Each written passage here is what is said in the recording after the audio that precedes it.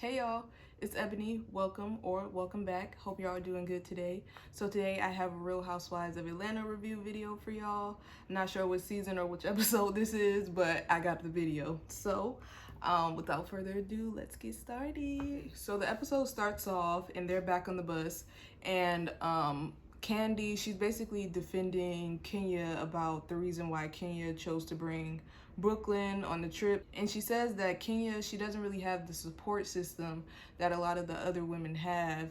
And she doesn't have a permanent nanny, so she chose to bring her child with her because she doesn't feel comfortable leaving her child, so far away from her for a period of time when she's not, familiar with that nanny yet, which I completely understand. I'm not, against her and that decision to bring her child. I just wish that maybe she gave them a heads up. I think just a courtesy thing, it wouldn't have hurt her to just be like, hey, I'm bringing my child. That's it. It wasn't, I don't think it should have been a discussion of whether or not they were okay with it. I'm just saying she should have just let them know. So back at the house, Kenya and Latoya, they're planning a murder mystery for the girls. And Cynthia, she's the first to arrive. Then after she comes, the other women come, and they all choose alter ego names. And the women, they're all taking shots except Candy. Candy, she's drinking water, which, I mean, I guess no surprise there. One of the staff, they run in with a wound, like a stab wound, and she falls to the floor all dramatically. And the women, they're looking like, what? And then another staff, he comes in waving a gun, and Portia, she jumps over the chair because at first they didn't know what was going on, but then eventually all the women kind of figured out, oh, this is a murder mystery game we're supposed to solve and figure out who's responsible for the murder. Portia, she's like, I did not come here to think, I came here to drink and to dance. So she wasn't really having it from the get-go. She was just, partying. She dancing with the staff and like just having fun. Portia, Shamia, everybody, they're pretty much not even trying to participate. Candy, Tanya, and Kenya, they're really, serious about figuring it out and solving the mystery. Fallon, she comes in, she finally makes it with the group. Latoya, I don't want to say she ruined the game, but at one point she's like, okay, I'm the one who did the murder, and I'm just like, girl, I don't know, Latoya she comes off to me like she's trying too hard. I don't like the vibe that she's giving me on the show. She just be doing too much. Kenya, she's not upset, but she's kind of getting frustrated with the women because she's like, they're being too loud and too drunk. She planned this fun game for them and no one wants to participate. Everyone just being loud and rowdy and yelling and stuff. And I'm like, but you offer them drinks when they came in there. What you think they was gonna do? Like, they're gonna drink, and that's what happens when you drink. I don't know what she wanted, but okay. So Kenya, she ends up solving the mystery, and Candy in her confessional says who solves their own mystery, because mind you, Kenya and Latoya, they're supposed to be the host of it, and they planned everything. So the person who solved the mystery, the prize, they would have been able to choose the best room. And obviously if Kenya chooses it, what's the prize in that? But what happens is Kenya, she says that she felt that Tanya, she tried the hardest during the game, so she allowed Tanya to be the one to choose her room. And I thought that was nice of her, because we know last season Kenya and Tanya, they didn't really kick it off so great last season.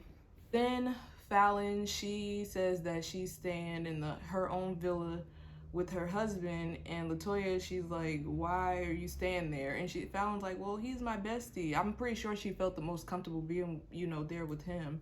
But Latoya says, no, you should stay in the house with all of us. You can make your bestie here, basically.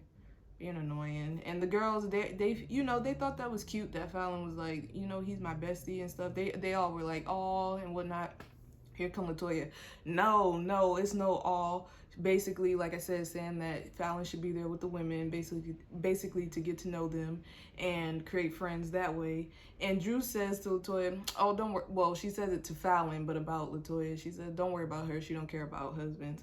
And the women, they go tour the rooms, and they're in Candy's room. Latoya, she grabs Drew's arm and says, because she was still, thinking about that comment, she says to her, let's talk about your struggling husband. And then things start getting heated. Candy trying to get them out her room. And I felt that, because y'all could do it, but just not in my room. You know what I'm saying? Don't be breaking stuff in my room. Drew, she says basically that the last girl who grabbed her arm got her head rammed through a fence. Cynthia, she said in her confessional that clearly Drew did not let go of the comments about the wig. And I mean, I agree. Obviously, Drew ain't feeling Latoya right now. And it was because of the comments she made about the wig. But I ain't feeling Latoya either, and I'm just watching it through the screen. Latoya do too much, she annoying. So Latoya, she ends up apologizing to Drew about about touching her. And Drew, you could tell she was not having it. And after she apologized, she was kind of laughing and saying, can I touch you now? And Drew said, no, you can't touch me ever. And I mean, hey, I ain't mad at that comment. Latoya, she tries to laugh that comment off and says, I want to touch your hair. Another shady comment referring to the hair, referring to the wig. That's what I'm saying. Like, Latoya, she just be doing too much and then be confused why people ain't feeling her. Girl, because you're doing too much and you're trying to be messy. Oh my God. So the girls are eating dinner. Drew, Shamia, Tanya, Marlo, Fallon, they're all in the room talking about, what happened. And they basically were saying that Latoya shouldn't have been touching nobody. And Portia says that she thinks Latoya likes to push people's buttons, which I agree with, because for some reason, she's had her eye on Drew this whole season. Like, she came out the gate just finding a reason not to like Drew, I feel like, or not even not to like her, but to start something with her. And I'm like, well, now you got it and you confused as to why you got it. I mean, you asked for this problem. In the other room, Candy, Cynthia, Latoya, and Kenya, they're all talking about what happened. And they're explaining to Latoya, like, you can't be putting your hands on people and stuff like that. And Latoya was saying, well, I'm Trini, in my culture, this is what we do. But, Candy, she's the one who says, well, especially when you've insulted somebody, that's when it becomes a problem to put your hands on them when you're trying to talk to them.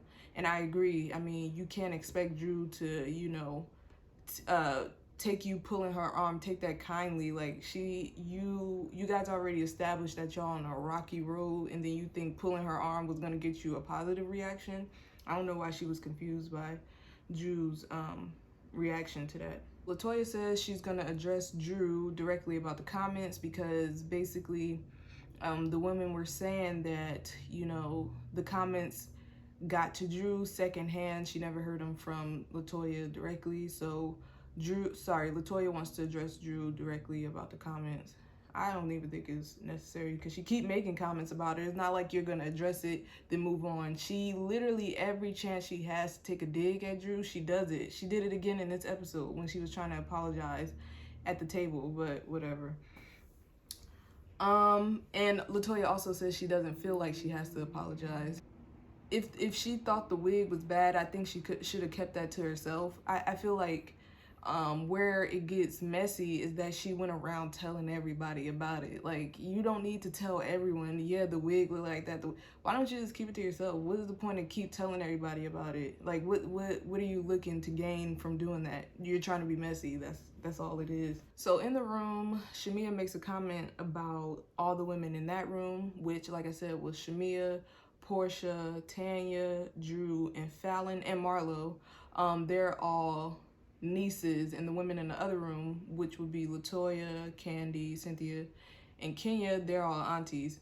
I'm surprised that Shamia included Marlo in that niece category, because Marlo more along the age of the aunties, and that's no shade or disrespect. I mean, that it is what it is. Marlo is not a spring chicken, so I mean, I didn't get that. But this was kind of like a running theme throughout the rest of the episode. They kept referring to those comments and the auntie nieces thing.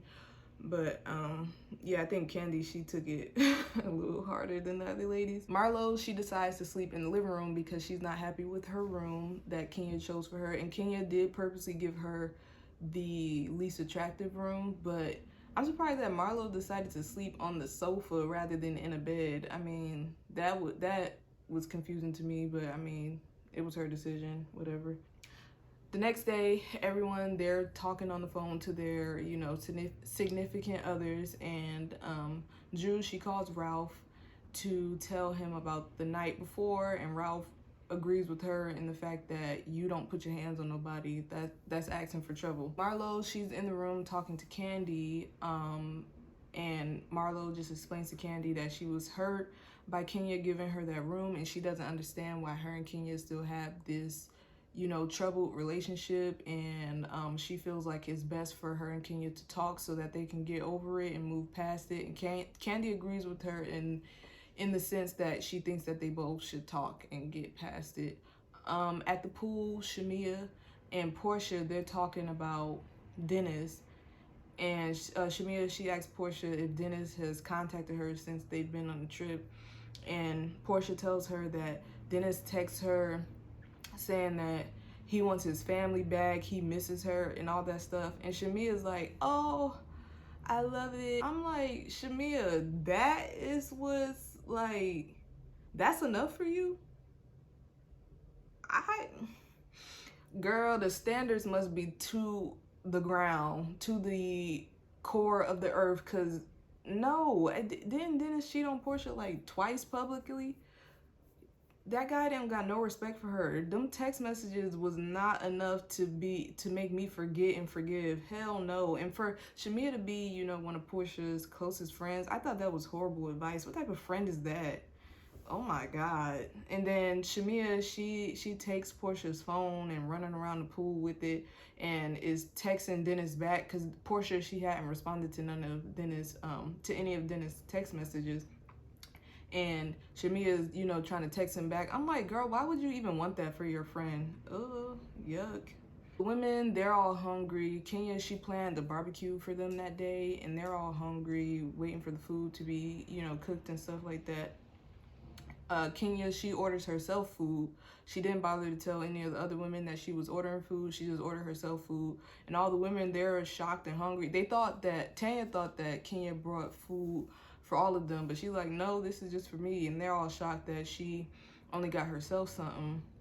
And Kenya's like, well, we ordered a fridge full of food, and y'all can order stuff if y'all don't want the food that's in the fridge. I mean, I agree with that. I mean, Kenya, if Kenya provided food and y'all just don't want to cook it, she's not obligated to buy y'all more food. If she want to order herself something, she could.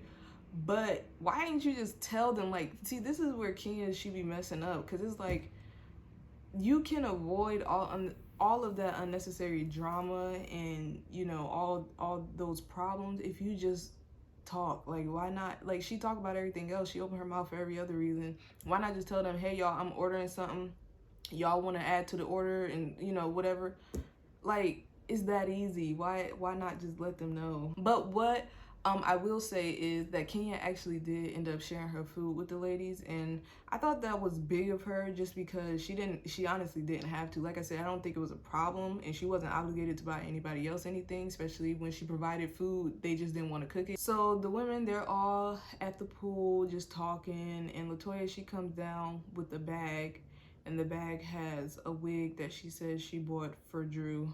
God, like, the antics. I'm like, are we not too old? Like, goodness gracious. Like, she comes down with the wig and shows the women, and then she practices. Marlo insists that she practice how she's going to gift the wig to Drew, and I'm just like, Latoya, why does it concern you what the girl has on her head? It's hers.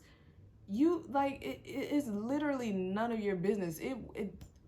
What somebody else got on their head is not gonna make me sleep at night.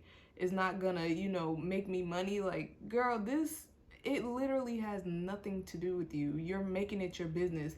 And like I said in my last review, I completely get that people like Latoya, people like Jen, people like Kenya, they're on these shows to bring the drama, and drama for shows like this equals entertainment. But damn, like, so it's dinner time. The food is finally ready. All the women, they're drinking, they're eating. They go to the dining room table, and Latoya gets everyone's attention at the table to talk about the wig once again. Like, are we not tired? Literally, we hear about this wig every single episode. Can we get a new topic? Like, I'm tired of hearing about the wig.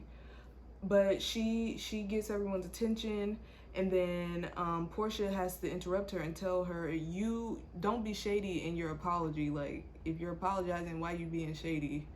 And Latoya, she basically gives this announcement how she wants to purchase a wig for Drew and have it plucked and have it done right. And Drew says she doesn't need the wig from her because she gets her wigs from the top stylist in LA. Now, Drew, I ain't gonna lie to you, I wouldn't have necessarily put that information out. I'm happy you didn't say the stylist's name, but I wouldn't have necessarily put that information out, because that wig, not that wig, but one of them wigs this season was looking a little crazy, Drew. And Drew, she does have an eclectic, unique, different, life on the edge type of style. I don't know what else to call it. She does have a, you know, unique type of style, but like I said, it doesn't concern anyone but her. You know what I'm saying? She happy. I don't know why it's anyone else's business. But Drew basically tells her, since you watch me so closely and blah blah blah, I have a gift for you. And she comes back with some piece of paper, and she was basically saying, you know, telling Latoya, like, you, when I came to this group, you had a problem with me. You said you didn't like me because of the game, because as y'all know, Drew, she was on the game, played Drew Sidora on the game, and people don't like her for the role that she played in that show. And Latoya tried to say that when she first met Drew, being annoying and messy. And she just said Latoya's been trying to, you know, have a problem with her since she came to the group. So she said, for someone who watches her so closely, they must be a fan. So she literally got a picture of herself and autographed the picture in front of the table and gave it to her #1 fan. And I thought that was great. That's, like, in my opinion, fun shade. Like, it was warranted. It was fun shade. Nobody's hurt. That's it. Will Latoya keep doing? I feel like she's just trying to be nasty. I feel like Latoya trying to be nasty, talking about someone looks, someone dressed. Like, girl, you ain't the cutest either. So Marlo, she takes that time to address Kenya and their problems, and says that Kenya, she doesn't know why Kenya doesn't really like her. And Kenya, she says that, you know, Marlo has said things and done things in the past and attacked her for so long, and Marlo acts surprised when she get these reactions out of Kenya, and Marlo doesn't take, you know, accountability when she does certain things and gets a reaction. And then Marlo, she gets up and leaves the table. Candy, she tries to call her back, and that's where the episode ends. So the next episode, we're gonna see the Strippergate. I'm honestly not looking forward to it because I feel like we've seen a lot of it play out on social media already, and I just feel like it's kind of boring now. I mean, I think this show needs to stop airing so much on social media before the seasons come out, because we kind of already know what's gonna happen. Tanya and Portia are gonna be accused of it. Tanya's gonna deny, and Tanya's gonna flee the country. And I mean, that's pretty much it. So I don't know. I thought this episode was pretty good. They didn't waste too much time with all the fluff in the beginning. They kind of got straight to the drama, so I like that. But yeah, that was it, y'all. All right, y'all. So I hope y'all enjoyed. Until next time, peace.